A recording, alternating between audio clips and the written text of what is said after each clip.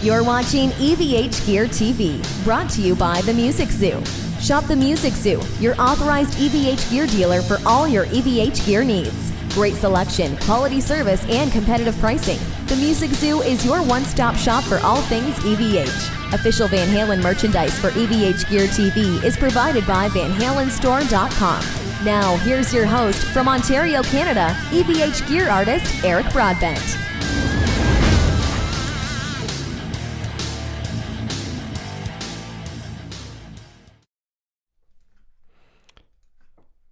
Hey everyone, welcome to EVH Gear TV. It's Friday evening and I'm back for round two. I had an earlier show doing an unboxing with friend Gustavo Gonzalez from Florida, Miami. I was showing us a new Wolfgang guitar and some Peddle Snake stuff, but now I'm joined by a fellow Canadian, Eric Alper, or that Eric Alper on social media. How you doing, Eric? You and I have known each other for a very, very, very long time. Oh. I think we first started talking about Van Halen the first time we met, and now the circle is complete. Is still not unbroken. That's right. I know. I forget how we started talking about Van Halen back in the day, but it was all through radio when I was working for the radio company. And I think what really got us talking was your social media success, and we're going to get into that later on in the program as well too. But I don't care how it is that we came together. I'm just glad that it happened. I think we were talking about some band, and then you quickly brought up Van Halen, like I'm sure that you do with all of your conversations that you have in life. Yeah, there's probably nothing. I could be talking about laundry, and it's like, oh, I got a Van Halen shirt I got to wash, or hang up to dry. You know what I mean? Exactly. Yeah. Hey, be careful with that Van Halen T-shirt, and then. That's right. I have to get some props to my better half here, Poison Ivy. She'll be running the chat here as well too. She was going to get some vinyl signage for the laundry room. I have something along the line saying "Dry the EVH and die" or something, because I never dry my shirts. I hang them to dry, right? So I dry the EVH and die, whatever. And that was her idea, so I got to love her for that alone. That's awesome. She's a keeper. Right. So we're going to have... She understands. Oh, I know. We're going to have a lot of great conversation. There's going to be a lot of Van Halen content, obviously. And, I've thrown a few things your way already just so you have a bit of a feel how we're going. But we're going to talk a little bit about the radio business and the media business, social media business. And hopefully we can spread some love of some of the older generation of vinyl again, too. I'm kind of rediscovering that. And thanks to my 11-year-old boy. I mean, go figure, 11-year-old's turning me on to vinyl. Wow. So yeah. I'm very thankful, and with your young one there at home too, you got someone that's on the cusp of some greatness as well too. So we'll maybe get into that a bit as well. She's not in vinyl yet. I don't think she understands it, but that's okay though, which is so cool that your son is kind of opening up the door to the music again for you, because normally that's such the great thing about vinyl is like it's probably the first format that I can remember that people are actually going backwards. I know. Little bit. Normally, like the kids don't want anything to do with whatever the parents had to listen to, but now it's like, oh, hey, this is cool again. Now I know why you're deaf. Exactly.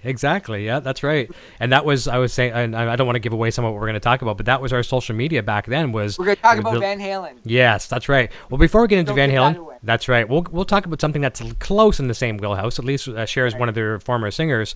You've worked with like a who's who list of artists, and we'll talk about some of those tonight as well. But one of the ones that's probably closest to this, the wheelhouse of EVH Gear TV is Sammy Hagar and working with Chickenfoot.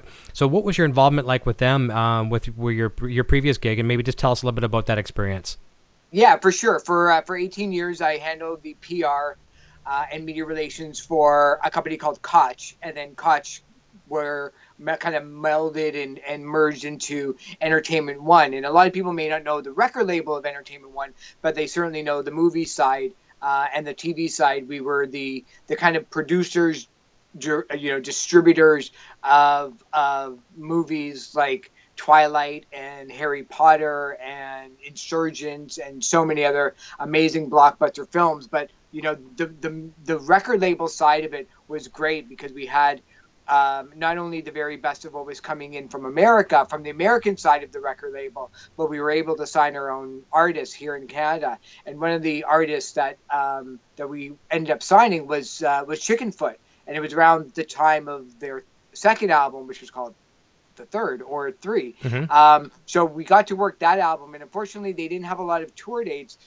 meaning none, up here in Canada at the time. But we were lucky enough to work with a band called Rival Sons right afterwards, and Rival Sons did really, really well in Canada, and the manager of the band happened to be the manager of Sammy Hagar. So we got offered to do Sammy Hagar's acoustic EP that he put out, and then get a little bit of an inside look on how Sammy runs his business, which was just a mind-blowing experience because, with Wabokaba and just all of the alcohol, surroundings of somebody like Sammy, you realize what a smart guy he is. And I've always known that about really successful artists, because regardless of what I think of the music or what you think of the music or what people out there listening and watching think of certain bands, you have to be so smart about the way that you not only run your business side of things, but your personal life as well. Even, and that was like one of the biggest knocks against a group like Nickelback, for instance. And I always kind of hated it because I was never being able to separate just the band from the brand, from the minds, from the actual human beings that artists are, because to me it's all encompassing as a publicist, because my job is to not only help sell the music to the media, then thus to the general public, but kind of sell the brand and what they stand for and what they're all about. And with Sammy, you quickly realize, like Nickelback, that they work so hard to do what they do. They are working 18, 19-hour days full of support from really smart people as well. So with the Chicken Foot album, I mean, that was just so cool, just to be able to work that record, knowing, with Sammy and Joe and the other guys, just what a privilege it was to be able to work with artists like that. And it makes anything else that you do during the day that you hate just goes down a little bit better. And with Sammy's EP, it was just I just loved it, because I love the classic rock stuff, and it's why I was able to work, a 5440 to Randy Bachman, to Kim Mitchell and Ringo Starr, and then working Guar and working the Wiggles and working all of these really cool bands. But I grew up around rock and roll from the 50s and 60s, so I knew the importance of appreciating not only the importance of a band like Chicken Foot, but also respecting the members and where they came from. Certainly, and there's it's a super group to begin with, and the only person I talk about more on the show here, other than Eddie Van Halen himself, who is obviously my hero, is Joe Satriani. I love his work. I find he's one of the most versatile, gifted guitar players. Where if it come to a head-cutting duel between some of these master shredders, the mathematical guys, I call him, Joe, I would think will always win, because he can fly by the seat of his pants and never fall down. Yeah, absolutely. Yeah, working with working with Joe, and I've also had the pleasure to work with a lot of kind of guitar gods like Steve Vai for almost 10 years. Oh, I didn't know that. Yeah, I knew Devin for sure.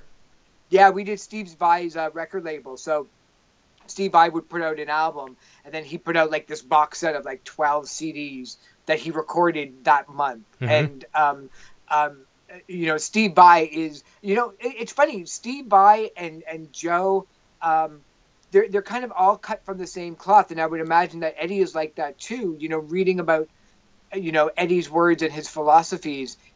They're like scientists in a way, that their instrument is made not necessarily, to be destroyed, but it's almost like a mathematical equation that they need to try to figure out how to make those strings do something different. And, with music and math being so similar and so close to one another, it's almost like this mathematical formula that they never quite get to master it in their eyes, which is so funny, because you think, really, Steve Vai? Really? Yeah. You haven't the guitar? Or if you talk to somebody like Eric Clapton or Randy Bachman or Kim Mitchell, like these guys are people dream about playing with them or playing like them, but for all the night that they've slept with their own guitars, hoping that the muse will seep into their brains, they probably have more nights than anybody else thinking that they're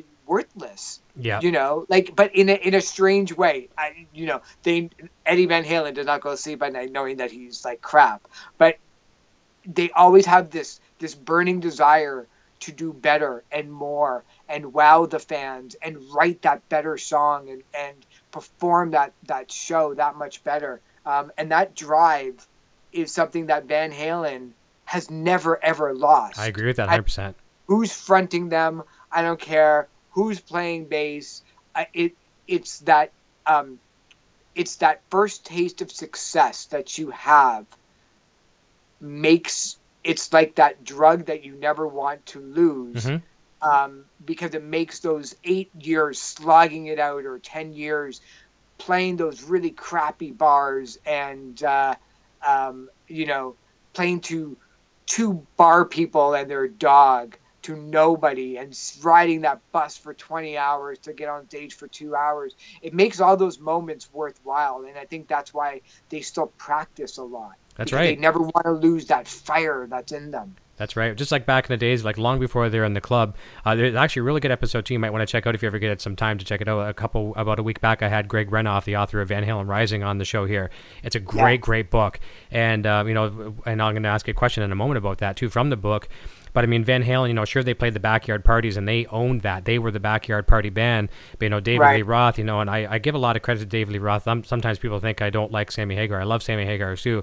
But I give David Lee Roth a lot of credit because he's like, we're not going to be a backyard party band the rest of our lives. We're better than backyard parties. And he didn't say I want to be a rock star when I grow up. He said, I'm a rock star. I'm going to be a rock star. And he was right from the first time he even had the feeling. And that's their drive for success, like you said. Yeah. I also too, they found a lane too that nobody took, and it was kind of like a cross between like the Marx Brothers and the greatest rock and roll band that you've ever seen, because they, from a fan's perspective, and not necessarily like a hardcore fan, but I think your average person that likes them and that would spend X amount of dollars to go and see them live. I mean, they definitely, for the first couple of albums, took a road that it was great. There was no doubt about that. But they seemed to hit this mark in the beginning where they just, it was almost like everybody wanted to be in that band. Mm-hmm. You could only imagine how much fun it was to be in Van Halen, and it didn't matter if you could play. It didn't matter if you didn't take them as serious as, say, the Beatles' Revolver, mm-hmm. or Led Zeppelin, which didn't really seem to have a lot of fun until you read all of the behind-the-scenes stories and realized, oh, these guys had a lot of fun. But, David Lee Roth just had this system about him that it was almost like Donald Trump in a way, mm-hmm. and that he knew how to work the media. He knew how to work television. He understood videos so well in the beginning of MTV in the U.S. And I know that there's a lot of bands who, when MTV first started and they took a look at their library and realized that they had 6 hours worth of music videos to play, and they kept repeating them over and over again, the record labels came to the bands and said, yeah, you know what, MTV isn't going to last. Let's just give them a live concert and they'll run with it. And for the most part, MTV basically played everything of what was, reasonably accepted and given to them. But then all of a sudden, Van Halen came along and said, hey, you know what, we could be really goofy, like in the Panama video or Hot for Teacher, or do a video like Jump for like $6.40 or however much it costs. And that says more about and reveals more about the band than most of these videos that they ended up playing. And I think a large part of that has to do with David Lee Roth's style and substance on it, that he kind of gave you the impression that he didn't care, but he cared a lot. Oh, for sure. And that's what made so brilliant. I think I'll try to find takeaways from every episode. And usually I find takeaway moments usually towards the end of the program, but unless you come up with a better one to top this one, you nailed it with the fact that David Lee Roth, like, I give credit to Van Halen for influence, like Eddie Van Halen and the band for influencing so many other bands, but I never really thought about that ever. I never gave it a moment's thought about David Lee Roth influencing kind of how videos went. And, obviously hooking up with Pete Angelos and things like that too was a very, very a good step in the right direction for video production and that, and the fun factor. But yeah, he should be credited with a lot of that stuff. And a lot of bands, it changed the way bands looked at videos. Didn't have to be so serious. And essentially Van Halen made 13-year-old girls become rock fans. Yeah. Because, I'm sure not a lot of, look, I'm sure I'm going to get flack from Van Halen fans about this. I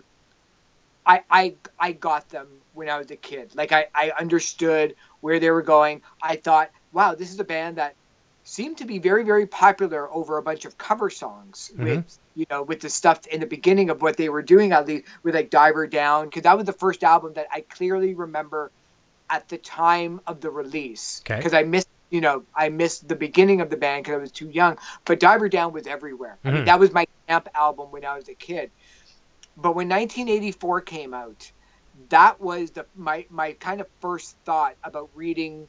After reading a number of articles as a kid about them, because I had a subscription to Billboard when I was 12. So I read Circus Magazine. I read Cream as a kid. I was just dreaming about these lives that were just so foreign to me, but I loved them. When 1984 came out, my first thought was, oh my God, Eddie Van Halen just taught himself how to play keyboards. Like it's over. I know. Like it's done for everybody else out there.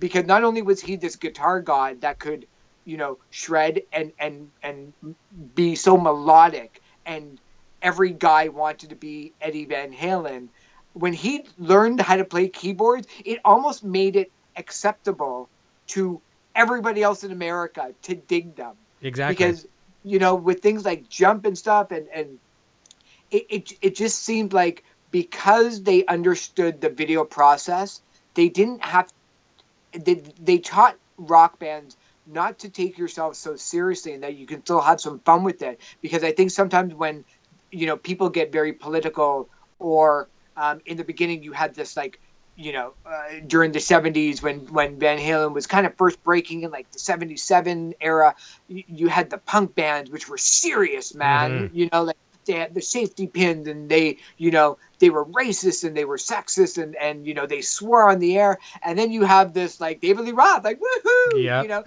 like swinging, from the banisters. And it was almost like it wasn't even a reaction to it, but it was a nice yin and yang from everything. But then, don't get too close to that party line of Van Halen, because, they're going to come along and smash you in the face with this song that isn't so funny. Because if you take Hot for Teacher video out of the equation, it's a killer song.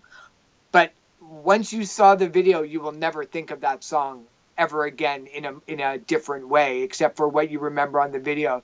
And that gave them extreme credibility to do what they wanted to do, because now they can do the real serious stuff, and they can go all out and goofball. And I think when Sammy Hagar came along, and no slight to Sammy, I think it jarred a lot of people who came along for the David Lee Roth ride, not because that they liked David better, or that Sammy wrote better songs to, on the radio, or it sounded great. But I think it was kind of like, wait a second, like, where's the kind of humor that we all loved about this band? It got a bit more serious. Very seriously. And when when Van Halen came back and had Kool and the Gang open up for them on their tour, I remember a lot of like open-minded people in my life. Most of them worked at radio stations, were like, really? Really? What? Kool and the Gang? But it was like, but when you went to the show, you got it, because it was just such a party atmosphere. It worked. And I don't think Sammy Hagar would have had Kool and the Gang open up for them. No, he wouldn't for sure. No, I can't see that happening. And I don't think I've ever said this on the show, but I kind of look at now, just in retrospect from what you're saying, I almost look at David Lee Roth as almost a magician with the smoke and mirrors. It's a hand of, okay, watch over here while I do this. So David Lee Roth doing his thing, and all of a sudden, boom, out of left field. I'm over here. Yeah. And then Eddie comes out with a ripping solo sliding across the stage, or Alex is letting his... But you're in on the joke, too. Yeah. Like, he's showing you everything. He's not throwing a party full of drugs and alcohol and midgets, and you don't get to see that. he's showing you that there are midgets or tiny people. Yep. I'm 5 feet, so it's, don't come back to me, tiny people. But like, he's showing you what his life is like. Yeah. He's saying, you better believe I'm Mr. Entertainment and I'm having the best time of my life. And he got it. He was selling you a dream that you were invited to, and nobody's really been able to do that ever since. I don't think so. And the other thing is too, like the guys in the band, they didn't want him in the band for the first umpteen times he tried out, and they all thought he sucked, and they probably to this day they still do. But you take some of that, it's like, okay, we talked about this with, sometimes you go to a different job and the pay is not as good, but you're less stressed. Okay, that's a good thing. It's a win for you. So David Lee Roth maybe not be the world's greatest singer, and I don't think he's as good as Sammy Hagar. I think Sammy Hagar is a better singer. David Lee Roth is a better entertainer. But I mean, Van Halen can accept that shortcomings, because they would not have found anyone else on the planet that could have led the circus that Van Halen was, and exactly what it is. Yeah, totally. You know what? That's a perfect word for it. It was a circus, and David Lee Roth understood, like I did, except I didn't have a stage to go on and shout this. But he understood the brilliance of Little Richard. He got Jerry Lee Lewis. He understood. When the Beatles were on Ed Sullivan, a lot of artists, or a lot of soon-to-be artists, when they saw Elvis or the Beatles on that program, changed their life forever. Tom Petty said that when he first saw, Elvis and the Beatles, was like, that's what I want to do. Like, serious? Like, I could do that? And they did that. So David Lee Roth took a look at whenever, Ringo shook his head and the girls would scream, David Lee Roth was like, all right, and R&B, huge R&B. And he looks at something like glam rock, in the early 70s. David Bowie and stuff. Didn't necessarily break here. Bowie, Slade, yes, with these giant big clothes and these really massive, larger than life stage presence. He was taking notes too and saying, I'm going to borrow from this and this and this and this, and I'm going to sing about, like, being the ice cream man because I get the blues too. And that he meant it. They just had this attitude about them, like they weren't just going to steal and have sex with your girlfriend. They were going to take your mother with them, and you would let them, because it would be a great story that David Lee Roth had sex with both your girlfriend and your mother at the same time. That's right.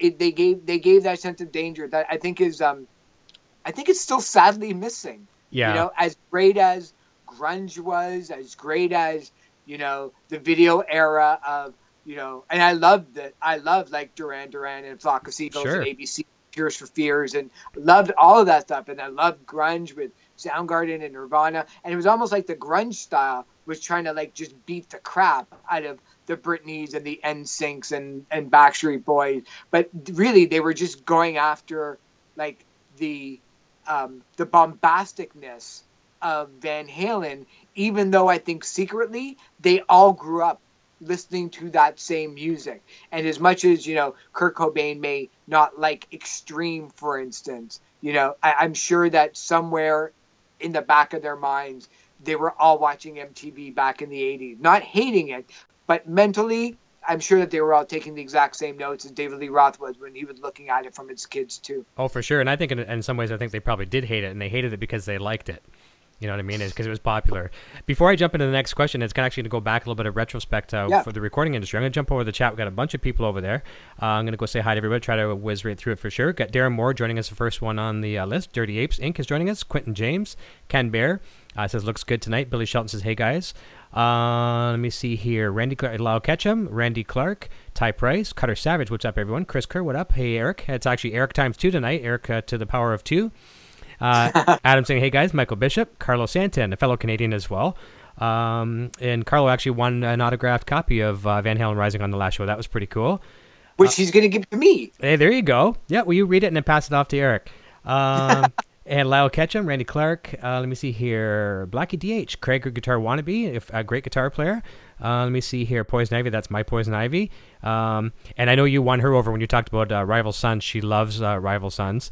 And, that's great. And Eddie's wife loves Rival Sons too, because they you'd know this. I would assume, obviously, on the American side, they opened for the Black Sabbath tour as well. And so they went to see Black Sabbath. Eddie's friends with Tony, and so that's probably how they discovered Rival Sons. And Janie was really liking them. Let me see here. Craig Wannabe says, "Hey, thanks, Black. Did a jam and photo session today with Joe at Greenwich Music. Very cool." Let me see here. Who else have I missed? Randy Clark. Today is a big day for me. He's been sober 9 years. Congratulations, everyone! Hey, way to go, Randy! A big round of applause. Awesome. Good for you. That's very hard. That's awesome. Very proud of you. Bane Rocks. That's my little 11-year-old saying hello, everyone. Let me see who have a bunch of congrats as well, which is very well deserved. This is really cool. And this, one of my really good friends here, Sam VH 5150. You talked about working with both Devin and Steve. Sam worked with both those fellows on the American side in LA. Was kind of like whenever the local things were happening in Los Angeles. Anytime it was a local event, Sam was kind of the runners for both for Devin, and he's still very good friends with Devin and with Steve as well too. And he's still alive. That's amazing. I know. I know. I heard some stories. That's worth the congratulations right there. Yep. And it's one thing that's really, really cool is Sam and I hit it off really, really well at NAMM. He took me all around Los Angeles and was like my brother. It was great. But he just told me tonight on Facebook he's coming up to Toronto in July. And I'm going to Toronto in July as well too. I'm coming down and see the Gorillas with the boy. But whether or not it's going to come around the same time, I'm going to go down and see him because he's a really class act, good guy. So good to see you in the chat here tonight, Sam. Bane Rocks is saying hi to Mom. We've got Joseph Burt, Cloreen Baconskin. Took me a while to figure out what that name was. That's a Prince song, isn't it? Which one? Cloreen Baconskin. Do you know much of? Yeah. I'm not sure how much you know about Prince's discography, but I was like, so we thought it was a girl at first, great. And he said, no, I'm a dude, just likes Prince, and Prince is a well respected musician in this chat, that's for sure.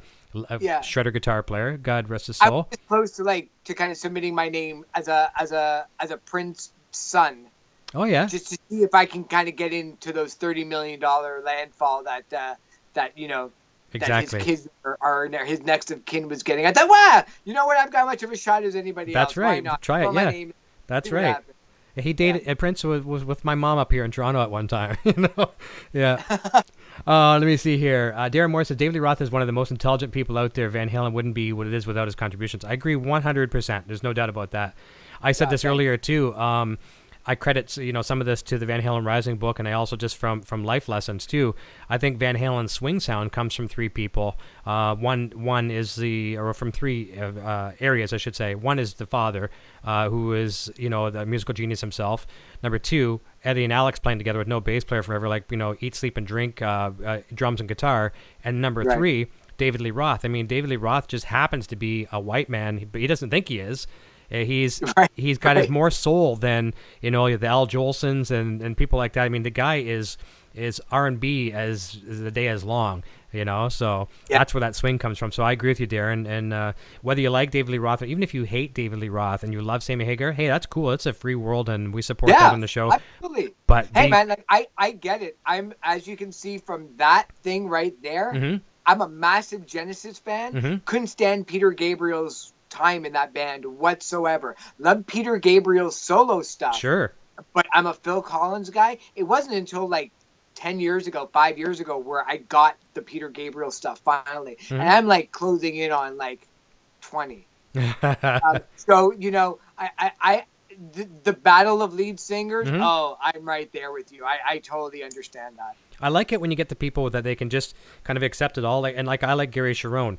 Am I saying I love the Van Halen 3 album? I like it for there's certain pieces on there that I really treasure. There's some great guitar playing. I don't necessarily love the record, but honestly, because you have to listen to it without prejudice, right? That's right. You could think if this was a brand new band with no mindset of well, it's not this and it's not that. It's hey, it's okay. Mm-hmm. It's okay. You don't have to think of it like that at all. You can just accept that song for what it is, that video for what it is, and the album for what it is, and the live show for what it is, and treat it on its own. And they have every right to do whatever they want to do. That's right. I agree. Let me see here. Quentin James, Poison Ivy. Did Eric get my surprise yet? No, I haven't got the pack. He sent me something in the mail. Let me see. Quentin James, small cheat sheet. Oh, somebody's looking for some chord tips. So people are helping him out there as well. Vinny Romano is joining us. Let me see. I'm getting down towards the bottom here. I scroll too fast like I always do. Once you scroll so fast, it jumps. Insomniac Matt. Hey, this is a funny story too. He says, I find it amazing how Keith Richards is still alive. I don't understand how the man is still alive. He is, and I think he's going to be. I actually told Eric Jr. that that the Rolling Stones or Keith Richards had a jam with Jesus, and he actually believed me at first, and then I was like, no, actually, he's not that old, but he's up there and still kicking. Yeah. Yeah. His book Life is still one of the greatest. I'll have to look at that. Ever of all time. I like a lot of rock documentaries. Obviously you read them for the dirt and stuff like that, just seeing how do these people survive. I'd like to check that one out because, he's been an inspiration to many a guitar player, that's for sure. Not necessarily a shredder, but I mean, in his own right, he's up there for sure. And you don't have to be a shredder to be a good guitar player. Tavares Project says, hello, Eric from Toronto. So we have another Toronto fan. Cloreen Baconskin, and Quentin James, Randy Clark, and we're down at the very bottom, and Lau Ketchum's. Okay, there we go. So let's get into the next question. The next question I have for you is, here again, too, goes back to talking some really cool facts with my friend Greg, the author of Van Halen Rising. So back in the day, like with record labels today, obviously you coming from one, and a media label, it's a lot different today, as we know, and you know more so than anyone here tonight in the program. But back in that day, Van Halen's day, late 70s, 77, 78, Warner Brothers eventually was pretty much beating down the door to get Van Halen, and because of Eddie Van Halen. How has that changed from record labels beating down the door to get the band before the next label got them compared to where we are today? Yeah. I would still beat down the door to sign Eddie Van Halen. Yeah. You know what? There's...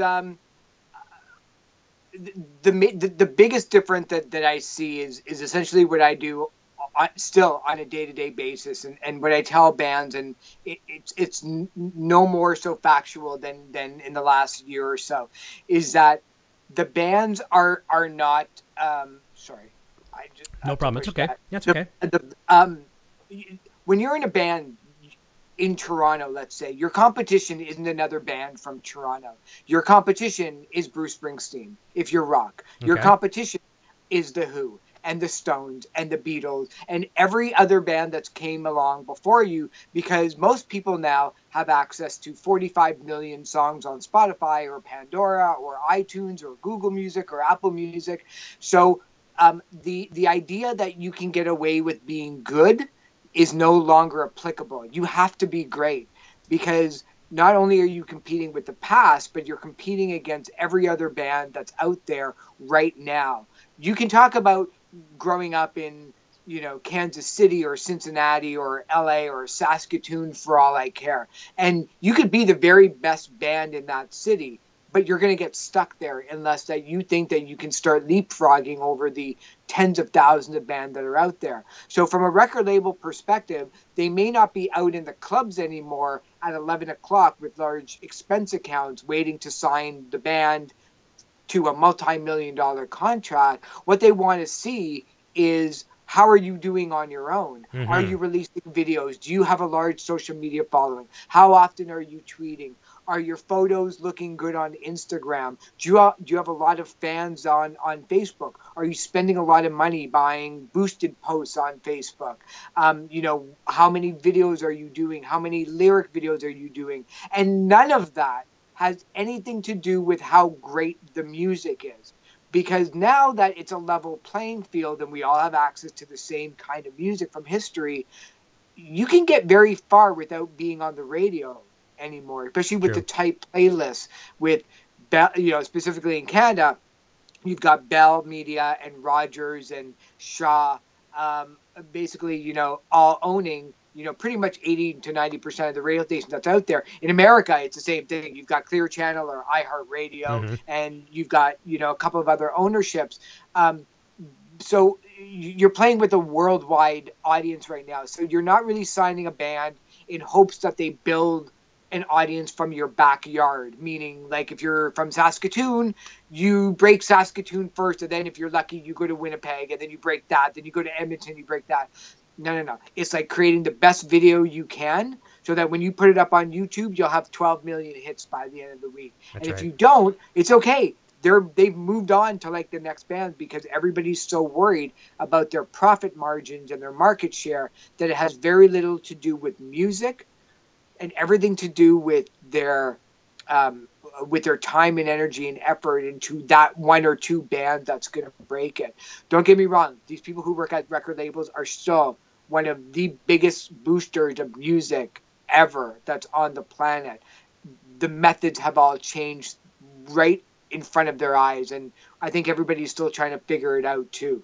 Yeah, good, very good answer. We talked a minute ago, we kind of touched base with Keith Richards, and we're going to throw him into the list of some of these guys who are the guitar heroes. You know, your Keith Richards, your Jimmy Pages, obviously Jimi Hendrix, now long past, but, Clapton, Eddie Van Halen, obviously. Do you think we're going to see guitar heroes again like we've had, or are we going to kind of, as they go, well, that's the best we're going to get?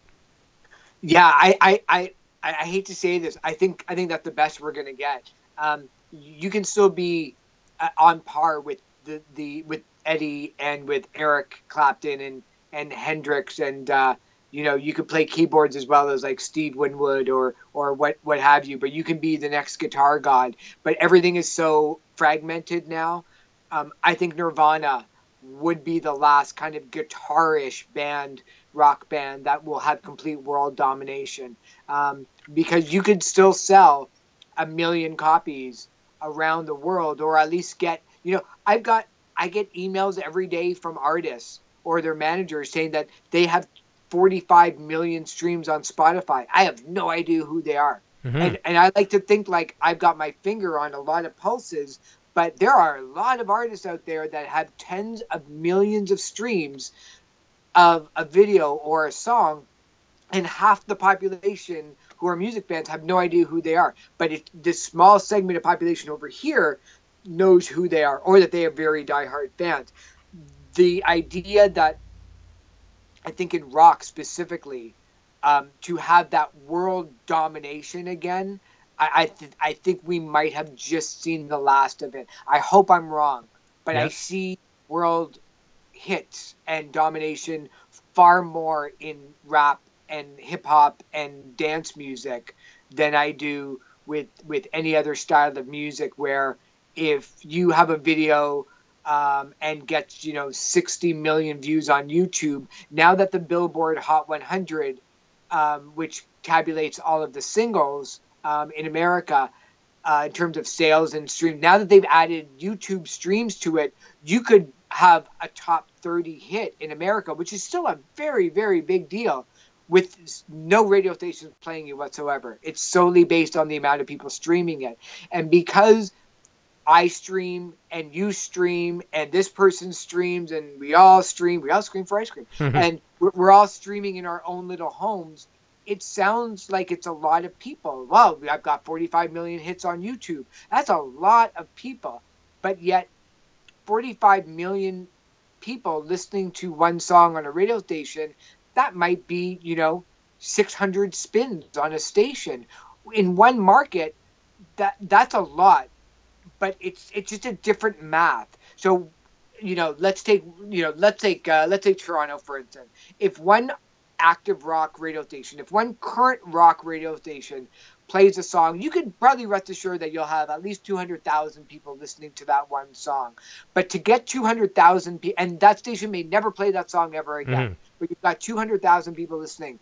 200,000 people finding that song on Spotify or Pandora, that's a big deal, because they're actually making the effort to go and seek out that song. They're engaging it. To what to what some guy or some woman in their head office decides that they should be playing at 2:30 in the afternoon. So I have to put my faith that at the end of the day, it's really all about the music, and we also want music that gives us goosebumps. Exactly. But I think the days of rock and roll exploding again might be might be tough to come back. Yeah, well, let's wait and see. To flip the coin a little bit, instead of talking about the guitar here, let's talk about rock stars themselves. Do you think is rock stars they're they are different today compared to what they were in the 70s and stuff like that? But I'm wondering, I'm just guessing at this right now too. Is it because of we love social media, and we're going to get into some social media discussions a little bit further in too. Is it because we didn't have the social media and they were so mysterious to us back then, like your Robert Plants and your Jim Morrisons and things like that? But they're so mysterious that we didn't know what they did for it. They didn't Instagram their breakfasts and things like that. Was that maybe what made them so elusive and such a rock star compared to today's rock stars? Oh yeah, absolutely. I mean, if I wanted to find out about my favorite rock band, I mean, I would have to wait for the monthly magazine to come into my newsstand, or I saw them live. That was it. If they weren't being played, when I was living in Toronto, they weren't being played on Much Music or Toronto Rocks or any of the local video stations, I would have no idea what they look like. I would have no idea, what they did on a day-to-day basis, except for reading Pop Hits magazine or Billboard or Cream or Rolling Stone or Spin. And I don't think I missed anything because I didn't know any better. That's right. We could only dream about what it would be like hanging out with Van Halen. We had no idea, which made us want it even more. Now it's huge news if Justin Bieber gives the finger to somebody on the street and it's worldwide and he's deemed a rebel. And it's like, wow, whenever something bad happens with a pop star, radio stations will call me and kind of want to comment from it. And I'll always say the same line. I'm happy to talk to you about this stuff, but I'm not going to knock Justin Bieber, and I won't knock Beyonce or Jay-Z or Eminem, because quite frankly, you put $300 million in my bank account when I'm 19 years old, and I may be acting like a bigger fool sometimes that they will. But because everybody knows everything about everybody else, including our own neighbors, something absolutely is lost, where in so much that new fans of an artist love the fact that they know so much about their favorite artist, I'm kind of a little bit turned off by that. Yeah. And I know it's not my age. It was just my comfort level of knowing so much about them, which is probably why now I read more than I do ever before rock and roll biographies or autobiographies or theory books or music books from musicologists, because I felt like I missed really the inside scoop. It's like there's 700 books about the Beatles, but only 4 people were in the band that really know what was going on 90% of the time. Everything else is just hearsay. It doesn't make me appreciate the Beatles more. Or if look, when I read Sammy Hagar's Red, that was a book that I truly appreciated more about his life and his music, but that was because I wasn't following the minute details of his life to begin with. Yeah, we didn't know. Yeah, we didn't know, and we didn't care. That's right. I mean, we wanted to know, but we had no idea about what we were missing except for the stories or the pictures that we saw. Now that all of this stuff is readily available, it doesn't make me appreciate the newer artists more. It makes me appreciate maybe what I missed more, but it certainly doesn't make me want to go and follow what somebody had for lunch that day. Exactly. I think here's a good way to put it in perspective for some people that may be struggling kind of comprehending it too, is let's take Kiss, for example. Kiss is a band I love a lot too. A lot of the fans here on the show love Kiss because there's some connections with Van Halen too and stuff like that too. Gene Simmons was very influential in getting Van Halen, to where they were, at least was a helping hand. Now let's take Kiss from 1974, 75, whatever, and let's put them in today's society. The Kiss is just starting today, same original members, same 4 members. They decided, okay, we're going to do this makeup thing. No one's going to see us without our makeup. How long do you think it would last today that they could go elusive? No one knows what they look like. Absolutely. An hour? When they did that Unmasked album, it blew everybody away. It was like, wait a second, like I had a friend who's probably listening to this right now. I had a friend who was a massive, massive Kiss fan, and when they did the Unmasked and Lick It Up album, it blew his mind. It was like, what do you mean? There's people here with faces? It was just like, I didn't get the feeling like he thought that they were from another planet, but it blew his mind that, wow, like these are real people. Gene Simmons would not be able to walk down the street without 85 people wanting to take a selfie of him. The only thing that I can relate it to is just literally 4 hours ago, one of the members of Daft Punk, the dance electronic duo from France, one of them was photographed at the Cannes Film Festival in the audience, and it was a front page exclusive on the France newspaper that they spotted him without his mask on. And I get the feeling like, wow, if you wear a mask like that, like, you know, like this, like you could just send two dudes wherever you are in the world to go and beat you. You're just hitting buttons anyway. Yeah. But it was huge news when like this guy like walked around. It's like, dude, he doesn't just walk around with his mask all day long. He just kind of goes incognito. That would never be able to happen now, because the demand to take a photo of Paul Stanley without the makeup on would reach like $70 million. Oh, I know. It'd be crazy. TMZ would be posing as janitors in hotel rooms just so that they can snap the exclusive. And then it would be a trending topic for 12 hours, and then nobody would care the very next day. That's right. They'd be the Ocean's 11 of TMZ. You know, they'd be like all these guys getting together at the Ocean's 11, the spy cams, all this kind of stuff, lowering down from the Empire State Building.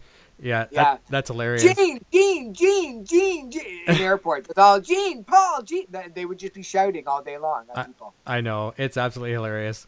Yeah. Earlier we talked about you having a little bit of a work with Chickenfoot, and that was a great experience. There's rumors out there right now. We know when the Van Halen camp, any rumor, anything, any news from Van Halen is good news, in my opinion. Anytime you hear something about Van Halen, but they're talking a little bit about doing this, and Sammy Hagar's always wanted to put his name back out there for a little bit of attention. I can't blame the guy. Any publicity is good publicity. So he's kind of starting the rumors about I'd like to get back and do it with the Sam and Dave, with all eras of Van Halen. What are your thoughts on that, and would you attend that? How do you think that would fill arenas and ticket sales and things like that? They wouldn't be able to find arenas big enough. I mean, it would just be probably the biggest tour, at least on the rock side. Maybe not necessarily bigger than U2, which I think would be charging a little bit more for tickets. But I think that they've earned the right to do whatever they want to do. If anybody would ever ask as a fan a question of, well, why would Eddie Van Halen want to do that? It's like, because he wants to. Mm-hmm. You know what? He just wants to do that. And you've got to give him that leeway to be able to do what he wants to do and have the people in the band that he wants to have. And, when the whole Wolfgang Van Halen situation came down, I remember like a lot of people, kind of slammed, that thinking, but it was like, you have no idea. Like, you may think that from your little minute details of the goings on that they have allowed you to be an invested part of that decision, but you have no idea what goes on between closed doors. And I just tend to think that, people are allowed to completely do what they want to do. And if Sammy every year wants to talk about going back in on the band, who's to say that they're not having any private conversations about it as well? I'm sure it's at top of mind for all the managers, and Live Nation or whoever wants to put on that event, that it's like, you know what? Classic rock is big in terms of the concert venues, in terms of the draw. Nobody's getting any younger. If we're going to do this, now might be a perfect time before everybody reaches the age of 65 and you're too old to do it. That's right. And we were talking about this on the show just the other night too. Obviously they are with Live Nation, with Irving and whatnot, but it's not just a matter of Eddie saying, yep, let's do it, Sammy saying, let's do it. There's a lot more variables, and you know this firsthand. You don't just say, okay, yeah, we agree to do it. Agreeing to doing it is probably the easiest part, and then you've got to orchestrate this. There's like a list from bookings to trucking to scheduling to touring. I know a band that has current and past members in their band, and both members were part of successes of that band, just in different eras.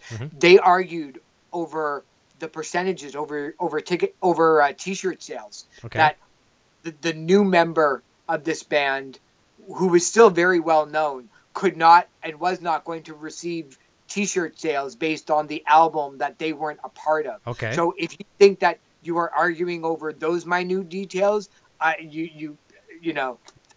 hundreds and hundreds of little pieces, like a jigsaw puzzle, have to go in, and all it takes is for one bad decision to be made, and the whole thing falls up again. Because it's so easy sometimes to say no. Oh yeah. You know what? This is exactly why I left the band in the first place. Yep. The heck with all of you. I'm not going to do it. See ya. That's right. It could be a matter of like it's like a house of cards. Just it comes down to hotels. Yeah. I will not stay in that hotel. The house of cards falls down. When you just had this, Right. Right. Because it's always like, what do you mean? What's wrong? What's so bad about that hotel? Well, you know what? I just have my reasons. Yeah. And next thing you know, they're getting into fist fights, right? That's right. You were always like this. You never listened to me. Yeah, that's because I slept with your wife. Yep. Like, next thing you know. That's exactly it. Yeah. That's it. We're going to jump into some Van Halen time capsule information here. I was going to jump over to the chat again quickly as well. Randy Clark's talking about the lunchbox. What that is, you can probably see behind my head back there. I got a couple of those small amplifiers. Those are what they call the lunchbox. That's Eddie Van Halen's branded material. And I got some Eddie Van Halen branding questions towards the end of the program too. And I'm really happy too. We're flowing along really, really good here. We're just about 5 minutes away from the hour. And I'm only into like 3 or 4 questions, which is really nice. So it's you're a great guest, which I knew you would be.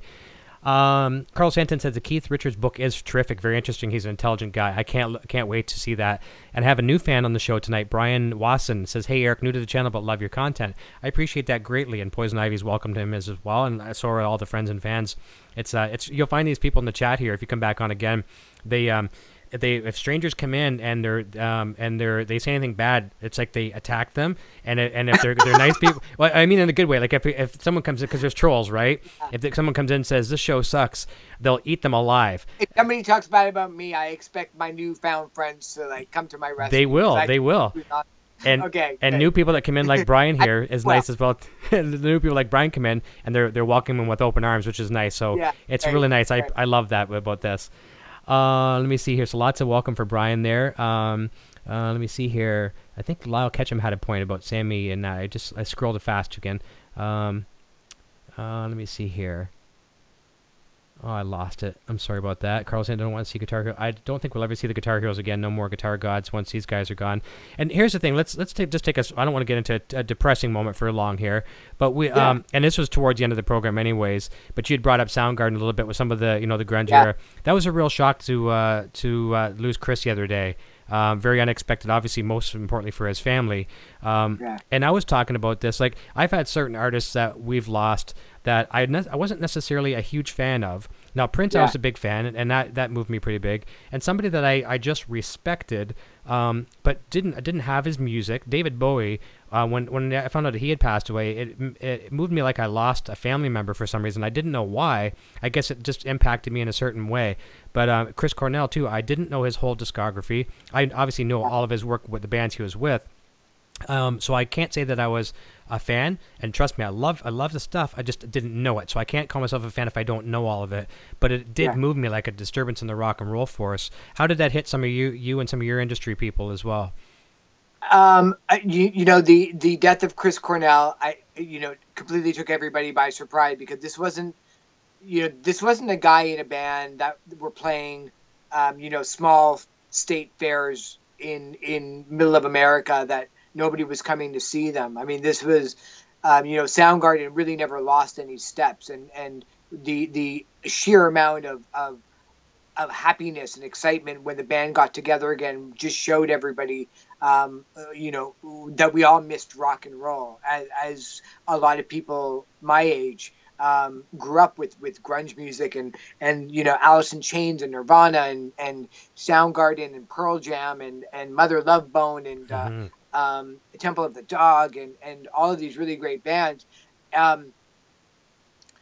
It's always a shock whenever if everybody has come to the conclusion that it was suicide. Now it came out today that Chris's wife doesn't necessarily agree with the coroner's report, and there might be an accidental death using something like Ativan, for instance, and he wasn't in the right mind. So if let's say that it was a suicide, actually, you know what? Doesn't even matter if it was a suicide.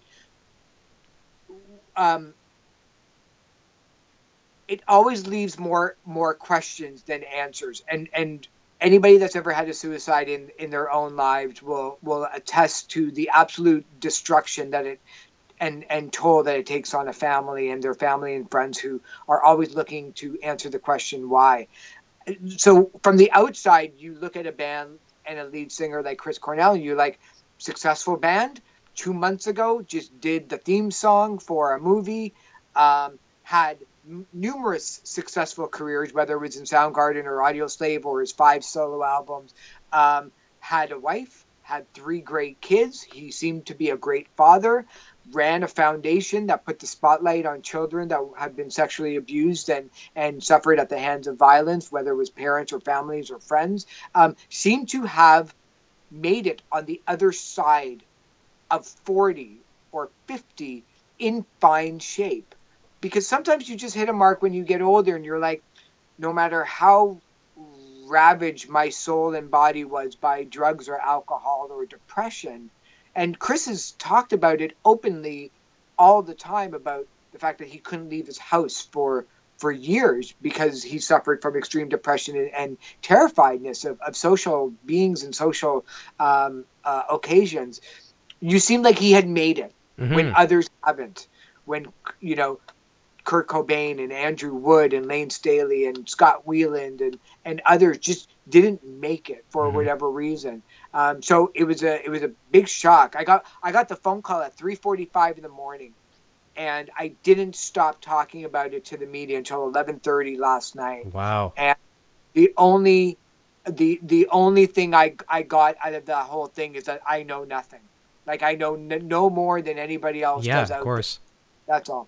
You know what really hit me a lot too is a mutual friend, a guitarist I've had on the show before here, and everyone in the chat knows who he is. Pete Thorne. He's an amazing guitarist, and he actually, do you know Pete? I love Pete. Yeah, Pete's so great, so underrated. Yeah, he's amazing. He played for Chris on all across South America and everything, and he's played with Melissa Etheridge and a lot of other people like that too. Everyone in the world respects him. But last night I was doing some video work myself last night, working really late, and I was watching one of my friend Robert Baker's videos. He's just about to hit 100,000 on YouTube, which is awesome, a nice milestone. And after I was done watching his, I was watching a video that Pete did. It wasn't a live one. He was distraught yesterday. He had put a picture up on Facebook saying, the biggest thing to him was he's never going to get to say hi to his friend again. And I watched it, and it was so hard not to cry watching this video because, he was taking moments like he had to pour it out and he had to talk to somebody, and he figured, YouTube, let's just go to YouTube, and my family and my friends are there. And it was so rough to watch, and he ended it with a couple of really nice, montages of the guys giving each other headbutts on the stage and stuff like that. And I was obviously, first and foremost, I was feeling for Chris's family because, we all have kids and we know what that's like. And then I'm thinking Pete was his family too. And that was a rough one. When you know someone, it's someone in the circle a little bit, it brings you closer to the pain, right? So, yeah. Well, and also too, I think we've all been there. Like, I think we've all had those moments of, you know what, I think I'm done, or, you lose your job and you think it's over. Like, that's it. What am I going to do? Or that you suffer from depression, or you have a drug problem, or like one of your readers and listeners right now, 10 years sober. Like, that's great. No matter, I mean, what an achievement. What a, you've got to be your own champion of life. And if anything comes out of this is, get help. Yeah. Don't be ashamed. Don't be ashamed of it. Yeah. Like, nobody can do this, this life is tough. It is. It's a tough struggle on a very regular basis, no matter what you do, no matter how much bank you have, you've still got problems. And, sometimes people don't realize that. Is like, they're like, oh, well, you're wealthy. You got like all this money in the bank and these number one hits. Like, what can you be upset about? It's like, oh, try walking down the street and half the people hating you and the other half don't, liking you. And you're never quite sure which one is which, like at the end of it all, just go get help. Go exactly. And always speak to someone, whether it's a friend, 1-800 number, a police officer, anyone, a nurse, whatever, just a friend. And you'd be surprised who a friend can be. And, it's really, I won't mention any names, but I've gotten some people that have contacted me through this show. And this is what really makes me feel good. It's really cool to have, sponsors here and this kind of stuff. But what really means something to me is when I get messages from people saying, they've struggled in different areas of their lives, and this show makes them happy, and it's something to look forward to on a weekend. A couple times I'm like, I almost had tears in my eyes because like, how do I accept this? And I talked to my better half, Poison here, and I'm like, how do I accept this? You know, I don't deserve this. You know what I mean? Like in a good way. How can I be responsible for this? And it's just really, really nice. So like, there's one of those days where you think, you know, oh, I don't know if I don't want to do a show, and that doesn't ever happen. But if I ever got in that mindset, all I would have to do is feed on that alone, that I'm helping a couple people. Even if it's one or two people, then that's worth it for sure. Oh my God, absolutely. But I think that's very cool that Joe Perry emailed you. I love it. That's good. I just got a text message, just came in, and this, I really respect this man, Robert Baker. I just mentioned his name a moment ago. He just broke 100,000 followers, subscribers on YouTube. Good for him. 100,030. So way to go. He's live right now.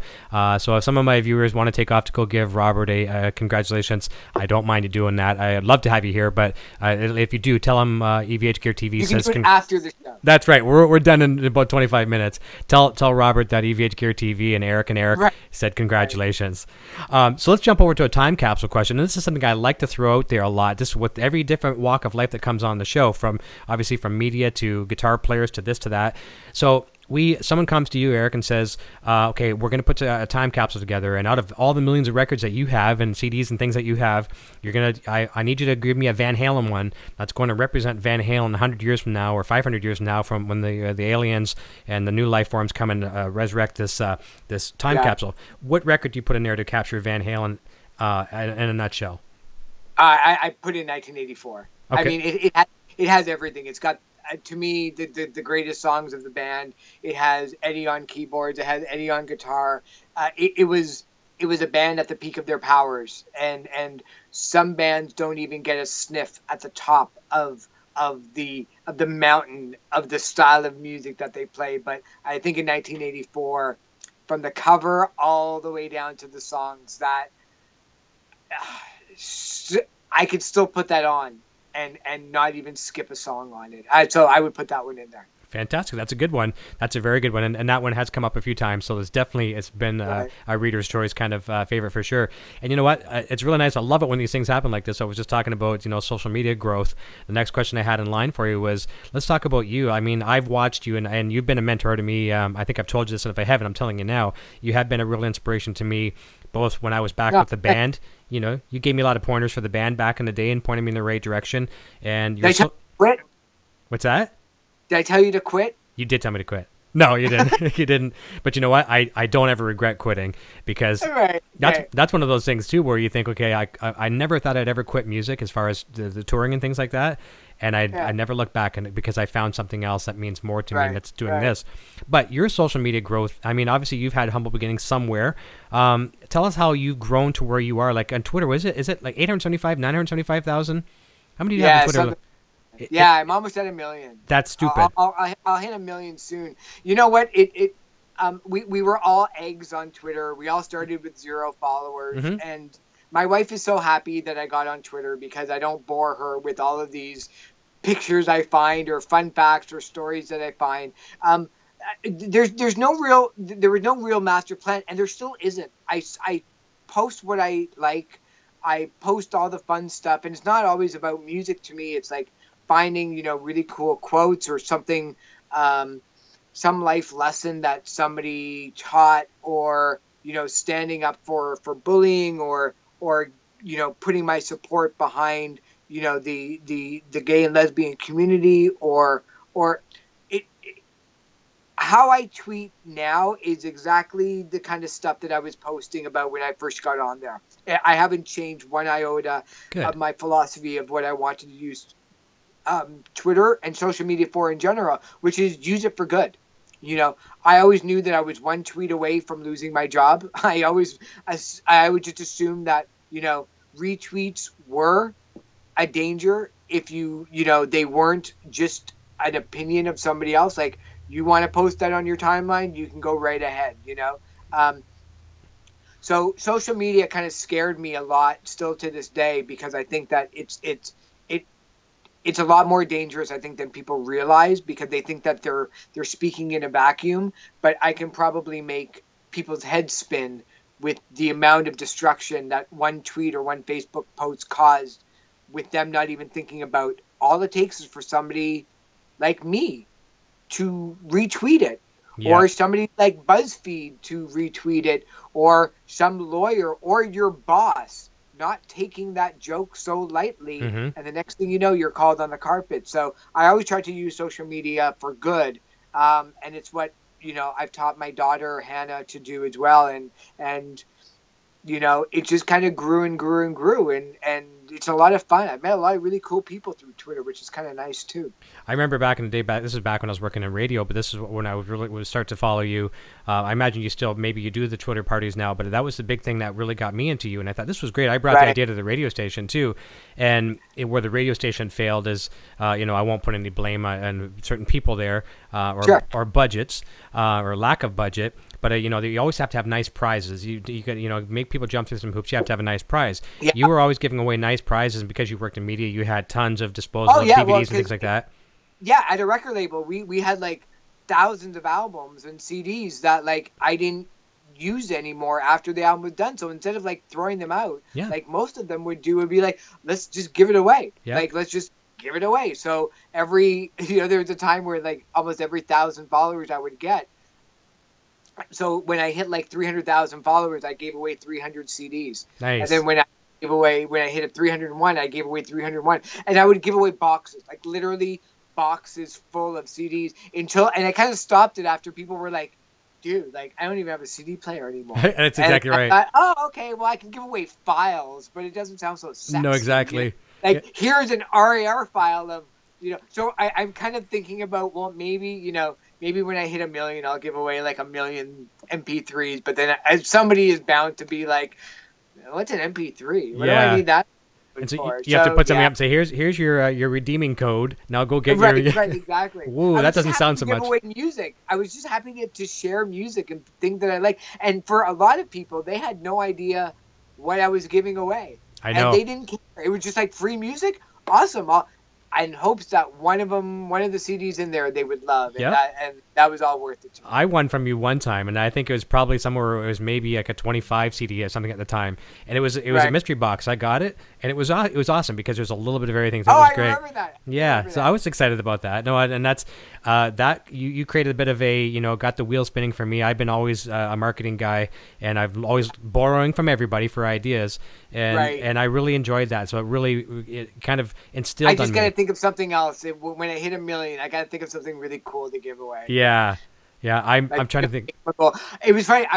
We went gold on. I can't remember what album it was, but we went gold on an album like you kind of see up on there, and I've got like just a boatload of them in the house, and I did. I think when I hit like 500,000, I gave away a gold album in that person's name. Wow. So we made a gold album from them, and I can't remember who it was, but I picked the winners. I picked winners specifically because I knew that they would like what they're doing. So I would say, you know, I'm giving away 25 CDs, and tell me what style of music you like when you retweet, you know, the tweet. So if I happen to have a lot of jazz, it was great because then I would pick somebody with jazz because I knew that they would like it and stuff.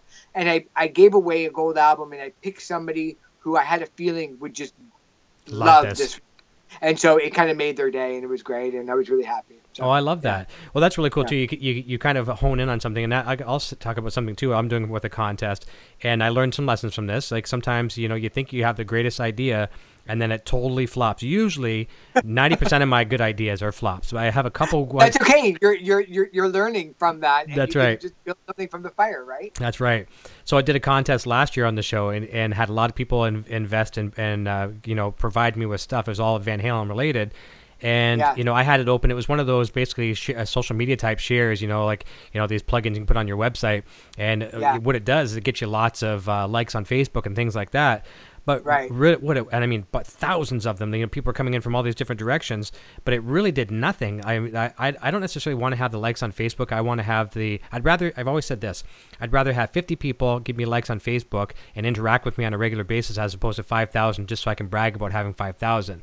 So that contest gave me. I would have the opposite. Yeah. Well, yeah, and I can see why. I want the opposite. Yeah. Because sometimes I could just sit there, and it's funny because all the social media gurus will say, you know, you've got to engage. You have to respond to everyone. And I've never done that. I read everything. Yep. I read Facebook. I read the responses. I see you, not you, but like Yep. when I ask a question every night on Twitter, like, what album is like 10 out of 10 for you? Or last night I asked, if you were suddenly on stage and you were forced to give a TED talk of 18 minutes long, what could you talk about?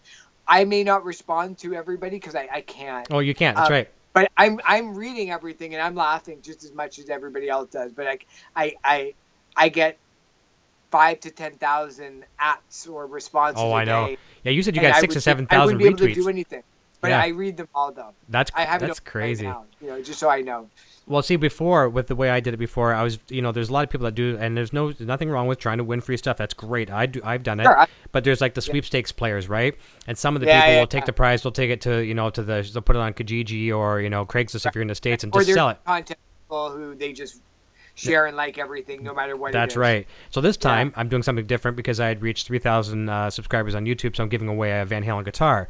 And are you really? I'm gonna go. I'm gonna go and try that. Do it. EVHgeardiscussion.com/win. You can do it. But here's the thing. Maybe you might not want to go through the hoops. It's not a big hoop in my opinion. And I'll tell you, you'll probably know why I'm doing this when I say how I'm doing it. The only criteria is you have to shoot a video. Everyone's got a YouTube channel. And if you don't have a YouTube page, I should say, and if you got a Gmail account, so you've got a YouTube account pretty much, shoot a video saying why you like the show, whether it's my mustache or it's the content. And then tell me why you would like to win the guitar. Maybe you can't afford a guitar. Maybe, you've had a bad divorce. You lost your guitars. Maybe you'd like to buy one for your kid, but whatever. I don't care what it is. Yeah. Just tell me. How bad do you want it? Yeah. So now I know a guitar player or a family of a guitar player is probably going to win this guitar. And I don't care if I get 50 entries as opposed to 5,000 last time. I want someone to be happy, and I want that to come from the show. So that's what it is. That's where I'm going a little differently on it. I lost your microphone. You're gonna win. Okay, you're gonna. Okay, I got you. Yeah. I'll watch your entry.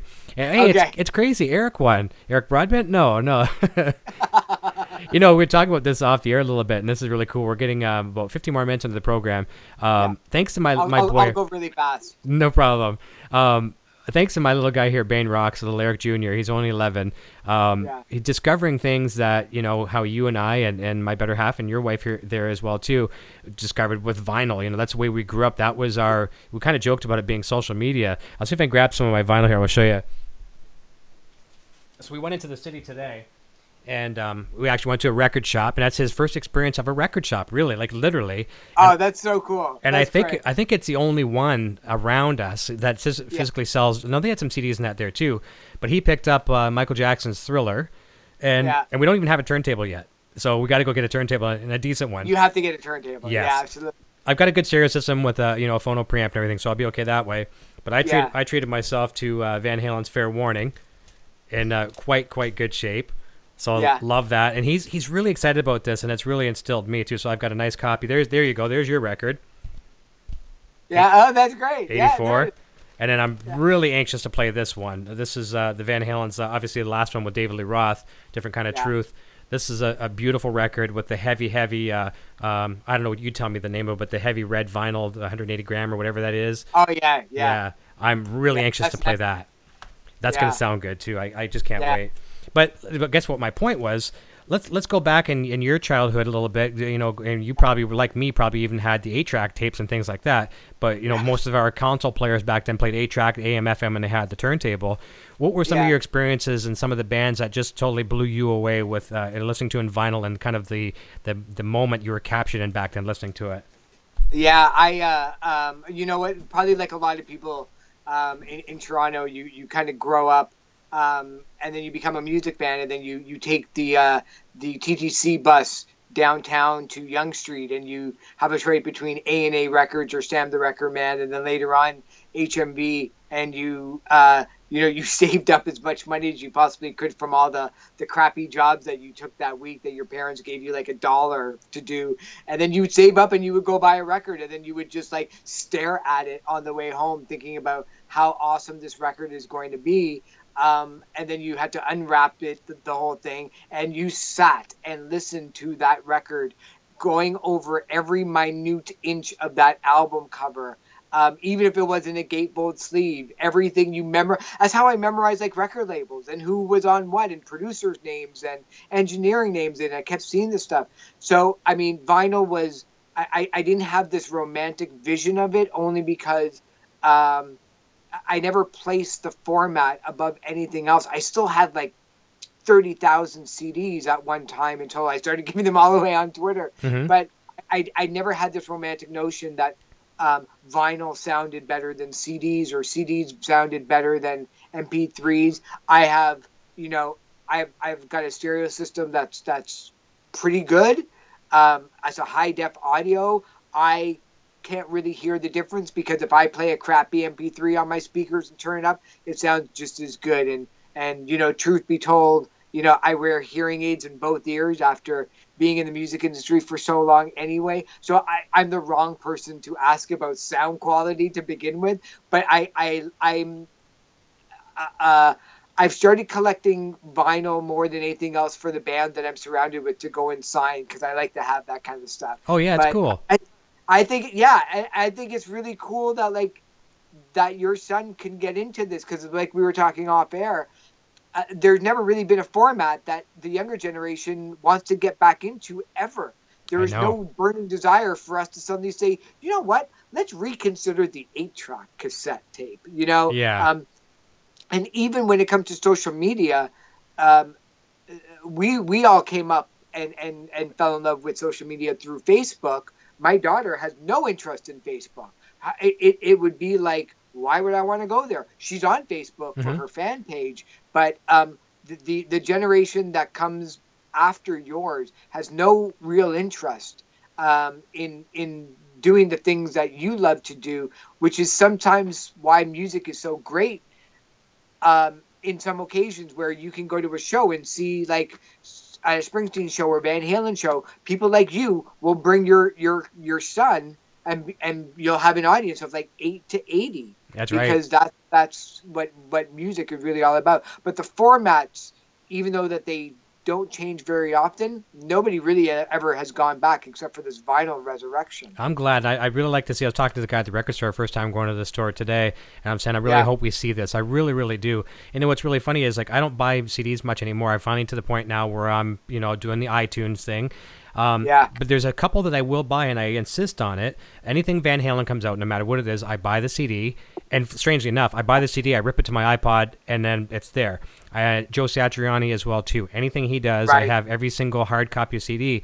But the reason why I think that is because I just remember, holding that album, wearing it out, fingerprinting it to death, and I can't let go of that. So that's why I think I still like the CD, to physically have that CD and look at the liner notes. And I get so pissed off if I open a liner note and it's just one page. Like, come on! And for the most part, they're cheap. Like, I go to the Toronto Downtown Record Show twice a year because a couple of friends of mine were the ones putting it on. They have tables and tables and tables and tables and tables full of $4 to $5 CDs that are brand new because nobody's buying them anymore. That's right. It's like, you know what? I'll go and I'll pick up 70 or 80 different CDs because they're so cheap. Because I can remember when they were $29.99 when I was working at Music World back in the early and mid 80s, when people at the long boxes, people were losing their minds over spending $30 and we were selling them through the roof. So $5 is a pretty good investment for a lifetime of memories. I agree. I have a Camaro, and I don't even have a CD player in the Camaro. It's just that's no, neither do I. I don't have it. I don't have a CD player either in it, and I couldn't even get one. I know. Like, it wasn't even an option for me to have it. So now it's just satellite radio and podcasts like yours and listening to this stuff. Yeah. And it's sad because where all these artists who are 30 years old or 35 years old, they're still talking about manufacturing 1,000 CDs, and sometimes the first thing out of my mouth is, okay, cool, that's okay, you can totally make them. Where are you going to put them? Mm-hmm. Like, if you're not gigging a lot, there's no record stores. No, exactly. Sunrise isn't going to come to the rescue for you, so it's a little sad. But I think it'll come around. I think that people may see the MP3 and music streaming services as one reaction, and then go back to something else that sounds a little bit better. Because in the end of it all, people are just listening to it through their little earbuds anyway. Yeah, it's not going to really matter. I just had a real cool dad moment today. It was just really cool seeing him rifle through the, A, B, C, and it was really cool. Like, it was a moment that I won't forget for a long time. Yeah. You know what? One day he's going to pick up an album that he's going to obviously know nothing about, but because the album cover is going to be so cool, and you'll be like, yep, that's the Clash. Like Meatloaf, Bat Out of Hell, or something. Just, whoa. Amazing, right? Yeah, right? yeah. That's cool. Van Halen. That's right. Make me so happy. Well, here's an example. Kiss as a band, like I said, I like a lot. Was it Kiss Alive 2, whatever? I'm pretty sure that's the one that come with all the Kiss trading cards and this stuff. Yeah. And I here again, the Kiss fans will kill me for saying this because I'm not as much of a Kiss, knowledge guy as I am with Van Halen. But they said something along the lines of like with their boots and everything, they're 50 feet tall and they could, Ace Frehley could shoot lasers from his eyes, and I believed all that stuff. And so I'm reading this book like it's like the Harry Potter or whatever, and like listen to the music. And perfect another example, Star Wars. I had the original soundtrack, which was basically closing your eyes and you're listening to the movie. And I just remember falling asleep so many nights with just wearing that vinyl out. It's really cool. A funny story, but actually. Isn't that funny? Like if your son picks up like Kiss to him, it's no different than like Marvel's Avengers. Oh, exactly. Or Star Wars is like, have you heard of this movie? I remember my daughter asked me about this. It was the last Star Wars movie that came out. I don't even remember what any of the subtitles of the titles are. And she's like, "Do you know this?" Like, it's like I know a little bit about Star Wars. Just a bit. Like, and it's so funny because she has no sense of history. Yeah. So we think like superheroes. Yeah, that's what we saw Kiss. Like that's what we, creatures from another planet, and like, they weren't of this earth with the boots, and they were no different than Iron Man. Nope. Nope. That's right. I was telling the lyric, the story on the way home. I was saying how, that's how I learned my songs back then. Is lift up the needle, drop it, because he was asking how you play them and stuff like that, and how you know where the songs start. Like, I'd pick up the needle, learn a riff, move it back. And I was telling the story about Van Halen, and you may or may not know the story, but it's really funny. And I forget the exact title of the song. I think it might have been 10 years after, whatever. Van Halen was covering all these great classics in the backyard party scene. I think it was I'm Going Home, or one of those tracks. They're one of the only bands that could play this song. And a 16-year-old Eddie Van Halen was playing it better than the record. And so these guys would go watch them play, and they'd be like, "Oh man, that's great!" And all of a sudden, there's this weird spot in the song, and they talk to the band after. They talk to Eddie and say, "Man, you freaking nailed it! But what's that with that spot? Or halfway through the song, whatever. That didn't sound like it." And they said, "Oh well, our record would skip." At that exact, we only had one copy of it, would skip at the one spot, so they had about 10 seconds of where they had to improvise. So that's pretty cool. Yeah, isn't that neat? Yeah, I love it. That's hilarious. Somebody tweeted to me. I tweeted something about Pink Floyd's Dark Side of the Moon, and somebody took a picture of the 8-track cassette. It was the Beatles Sgt. Pepper, and channel 3 and channel 4 were separated by Lovely Rita, the song. And I tweeted to them, "Do you hear the click in the middle of the song where it goes from one channel and then you have to wait like 5 seconds for it to start up again?" And the person sent me a DM to say, "You just blew my mind, because every time I now hear the song, I wait for that click to happen." Yeah. Which, it's so classic for that. So I love it. That's hilarious. Yeah. And you mentioned The Wall, actually. The Wall, Dark Side of the Moon, a couple records I told the boy he has to have in his collection. I'm going to go over the last few minutes questions over here in the chat. Lau Ketchum says, "I don't care if I ever get a record deal. If I entertain one person with this stuff in my head, I win." And you got it. You won. I agree with that too. And you know what? I looked at that just towards the very end. Because and you know what? He brings up a really great point. Like, don't worry about the record labels. Don't worry about a distribution. Don't worry about the gold albums and stuff like that. If you're great, it'll happen. Somebody will find you. I have to put my faith in all of that. But at the end of the day, the fact that you get to play music whenever you want to without fear of getting shot for your views, that's right. You win. That's right. You win. That's it. That's all. There's a lot of people that would love to be like us, to be able to play music or entertain, whether it's telling jokes or painting or acting. So for sure, you get to play music. That's right. Carlo Santin says, "Competing with the past and social media involvement. Very interesting points here. Great insights." Randy Clark says, "I just love the atmosphere here. The show's great, and the people here are every bit as great." I agree. Thank you with the people as well. That's what I'm agreeing on. Good people for sure. Let me see here. Tavares Project says he just finished watching a bootleg on YouTube from Van Halen, Sammy Hagar era, and it was amazing. 1988. You're probably talking about. I've seen that one too, and I downloaded it. That is the Monsters of Rock, probably in Michigan at Pontiac Silverdome. I was there, and that was a great show. Van Halen, Kingdom Comes. You can find Eric in the crowd. No, you won't find me in the crowd. Nosebleeds up the top. You might have found me outside in the parking lot at tailgate with some Budweisers or something, but right. But that's a good show for sure. Dirty Apes, look, that's the Japan. She's talking about the Japan show. Darren Moore, I'm trying my best to be a good guitarist to save the world from EDM and rap. I'm trying. I love it. That's a good one. Let me see here. Tactical Six String checking in a little late. No problem, Tactical. Is there a link to watch the contest videos? Yeah, if you go to, I think you're talking about my contest, go to evhgeardiscussion.com/win. That's the entry form, and then there's a couple sample videos there you can watch as well. Don't feel intimidated by these things. It doesn't have to be serious. You can be doing whatever you want. Just have some fun. No stress. It's easy. Just laugh. That's all I want you to do.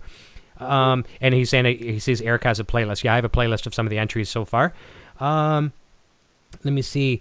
If Kiss did that today, wouldn't it be sort of like Slipknot? And I'm not sure what he's referring to there. Maybe with the social media thing, possibly. I forget where the context was. Yeah. Makeup, probably. Yeah. Let me see here. There you go. Carlo Santin. I remember the first time I heard Eddie's voice. For years, I had no idea what he sounded like. It was Dave only. Yeah, then that's a great point. Yeah. Oh, wow. Yeah, absolutely. He speaks and he plays guitar. Good. Cutter Savage says he submitted his today. Great. I'll have to look for the video on that. Very, very cool. And I'm going to scroll down to the bottom. I know I missed a couple. Citizen Kane replying to Michael. I might have missed Michael. Oh, there's a really good friend here too. Tessie Switch. He makes kill switches for guitars. Great company. Rob, really, really great guy. And there's always information that you couldn't get anywhere else. No more misheard lyrics. You look it up online. Yeah. How many misheard lyrics? Yeah. See, that's a really great point too. For years I had no idea what any of these bands were saying, and unless they put their lyrics in there, you kind of had to guess what they were singing about. And my version was much better than the real version, I'm sure. Yeah, Poison Ivy here. She showed me this video. I think it was a British comic. It was really funny. You've maybe seen this. I don't know the guy's name. I wish I did.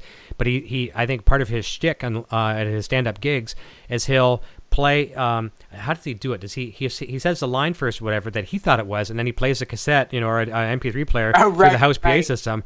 That is so funny. Oh man. And because then you think exactly what he's saying. That's what it says. And then you hear it, and they're usually taken out of context, and they're sometimes sexual or innuendos. Totally. Yeah, like Jimi Hendrix. I don't think I want to know. I know. The mystery is good. It ruins it for you. That's right. Like Jimi Hendrix, excuse me while I kiss this guy. You know what I mean? Right. How many people said that? It's hilarious. Let me see here. So Tessie Switch, thanks for joining. I really appreciate that coming in. I think I've got Michael Smith is joining, and I'm not sure if I mentioned you earlier. So thanks, guys. Let me see here. Tom Harhai says, Eric, you seem super down to earth, even as you are a high-level guy in the music business. This is a great question and a great way to end the evening. What is your advice for young people in the music industry? Great question. If you want to be behind the scenes, work faster, better, and smarter and cheaper than anybody else. If you do it for the love of what you do, you can consider yourself one of the lucky ones. All I wanted to do in my life was work in the music industry. That's it. I have no other skills. I have no other talents. I have no other loves. I can't play. I couldn't be the baseball player that I wanted to be.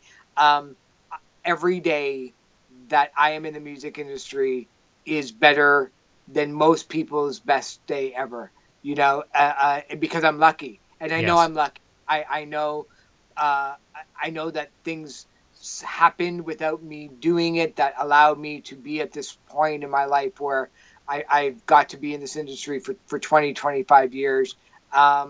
And a lot of, it's a lot of support and a lot of love from the people around you. Just go and try to go on every road that you can. I had no idea what a distributor does in the music industry, essentially moving a box of CDs from the warehouse to the stores. Mm-hmm. And Koch was a distributor, but I got to work with hundreds of bands and hundreds of record labels and hundreds of managers and booking agents and manufacturers. And so I got a real experience that way and got my experience in so many styles of music, from country to rock to jazz to blues to folk to children's music. So even if you love rock and roll, go volunteer at a jazz festival. Great. Like, because you can take those ideas that they're doing and bringing them into what you're doing. Just go and volunteer. If you can't get a break, just try to just stay in the music industry as long as you can without going broke. It's really, really difficult. There's not a lot of money to be made as much anymore, because we've gone from selling CDs back in the day for $30 and there was money for everybody, to basically one stream being 0.00004 cents for the band. But you just have to do it for the love of what you're doing, and know that you got to work really, really hard to kind of make sure that the new graduates of the music industry, you know, don't want to take your job, because they'll take it. You know, I know they will. This is an industry that, like radio, like Eric knows, there's a lot of people who want to get on the air, and you may not start in Toronto or Windsor or London. You may have to go do that overnight shift in the Arctic just to get that experience. Oh, for sure. But that is the greatest times to make your mistakes, screw up as many times as you can, and just know how lucky you are to be able to want to do what you get to do for a living, no matter what you do. That's right. That's very good advice. Have the passion for it, and eventually something will happen when you're least looking for it. When you're not looking for that job, someone's going to say, hey, Eric, I heard the radio station over here is hiring. You should be, and I know the boss. Give him a shout. You know what I mean? Right, absolutely. Yeah, it's networking. Just always. Or they can email me, and I'll be more than happy to figure out what city they're in, or if they want to tell me what city they're in, or tweet me and let me know, and I'll be more than happy to maybe, you know, shoot off a couple of names of people I know. That's right, and that's a perfect way to end as well too, because I was just going to mention your website. If everyone wants to check out Eric's website at www.thatericalper.com, thatericalper.com, and actually I have the link in the description as well, so you don't even have to look it up. You can, when you're done, you can click the link in the description down below and check out his stuff. There's great industry news. There's gigs across Canada for if you're in, you know, broadcasting and whatnot, all kinds of media jobs, everything. Have a look. It's a great entertainment website. I want to thank everyone immensely for joining. I think it was a great chat tonight. We had a bunch of people watching, some great questions in the chat. A phenomenal guest, Eric. I knew you would be. It was, thanks, man. It was fun with the Van Halen talk. I thought I was going to get to... We didn't even get to question number 5, I think. I don't know. I know. It's great. I love that. I love that. I have a lot of questions prepared, and I can tell a good night by having a bunch left for the rainy day when I have you back again, and we'll add new ones as well, too, so I'm very comfortable. Good. Thanks so much. Don't hang up. I'm going to say goodbye to you off the air. So I want to thank everyone for joining. I'd like to say another big thank you to my sponsors, the Music Zoo in New York. Look up themusiczoo.com for everything EVH. If you're looking for some great Van Halen wearables like you're seeing me wear right now, look up vanhalenstore.com. Links are to both of those entities are in the description down below. And if it wasn't for people like that either, you know, I couldn't do what I do. And very big thanks to my better half. There's always a better woman behind every half successful man. And I got to thank my very beautiful Poison Ivy for running the chat and just kicking me in the butt to do this every single day of my life. I love it. So it's good. And it was nice to meet your wife momentarily before we went live, so that was cool. Very, very cool. It was nice. So I'll tell her it was a pleasure to meet her briefly there. And tell your daughter to keep doing what she's doing. She's going to be a role model for kids and adults worldwide. So that's great. Yeah, thanks. Awesome. It's been a pleasure. I love doing this. And thank you to everybody watching and listening. It's a lot of fun. You got a great audience out there. I love it. It's good. So I'm going to turn it over to my little man. He's going to tell us what he's watching and what he's watching, what he's playing, what his name is, and we'll see everyone soon. So once again, I hope I was your good warm-up band for the weekend. Go have a great weekend, and hopefully have some nice weather. And we'll talk to you very soon. We'll talk to you actually probably next week early. We'll talk to you real soon, guys. Have a good one. Cheers. My name is Eric, and I'm playing left-hand guitar. Video production services provided by Design 39 Media. Visit design39media.com for all your website, photography, and video production needs.